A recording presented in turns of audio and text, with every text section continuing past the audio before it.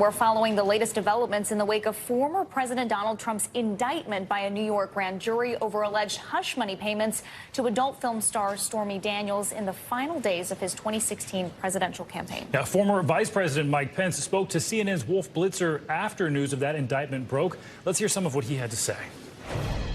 I think the unprecedented indictment of a former president of the United States on a campaign finance issue is an outrage. I think the American people are going to look at this, see it as one more example of the criminalization of politics in this country. NBC News congressional correspondent Julie Tsirkin joins us now with more reaction from lawmakers. Julie, Republicans seem to be rallying around Trump in the wake of the indictment. They've been giving interviews and speaking out in statements and on social media. What are they saying about the indictment? Yeah, good morning, guys. Look, the former president, the indictment to rally Republicans around him, even those in Congress that hope to distance themselves from Mr. Trump following his leave from the White House. And now with this indictment, you see reaction pouring in from most Republicans. Notably, those still missing, though, is coming from Republican leader, the Senate Minority Leader Mitch McConnell, who has been out with this accident he's been facing. But he has not said anything about this indictment. The two publicly sparred for a long time here. But you are hearing the former president's allies come to his defense. Let's take a listen to what Lindsey Graham, the senator who endorsed the former president, had to say last night on Fox. You need to help this man, Donald J. Trump. They're trying to drain him dry. He spent more money on lawyers than most people spend on campaigns. They're trying to bleed him dry. DonaldJTrump.com. Go tonight. Give the president some money to fight this.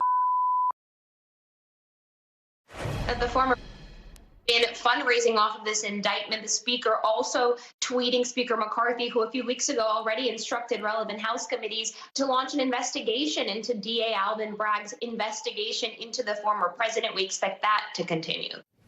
Right, they wanted Bragg to come and testify. That's expected to heat up as well. I'm certain about that, Julie. Also, Democrats here, they have a different tone, of course. How are they reacting to this news?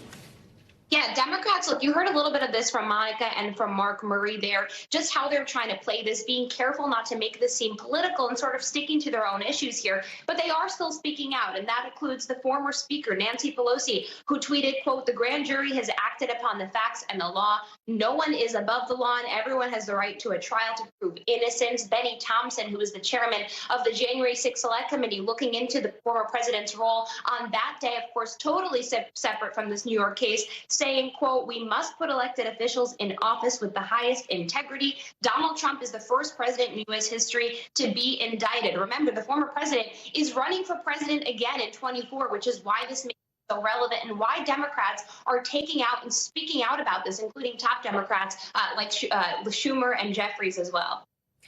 And Julie, the reactions people are anticipating the most seem to be from Trump's 2024 challengers. Governor Ron DeSantis, who is expected to challenge Trump, announcing his nomination, his run later. Nikki Haley has already thrown her hat in the ring. What did they say about the indictment? Yeah, they have to play this super carefully. They want to be on the former president's good side because they need some of his base, right? They're running against him, at least for Haley. You see DeSantis' tweet on your screen. He's saying this is un-American. He said, quote, "The weaponization of the legal system to advance a political agenda turns the rule of law on its head." Nikki Haley tweeting, "This is more about revenge than it is about justice." And the former president is paying attention to all of these comments his potential 24 rivals are making. He's using this moment to unite the Republican Party and unite and coalesce the votes to get him back into the White House. Okay, Julie Tsirkin, thanks so much.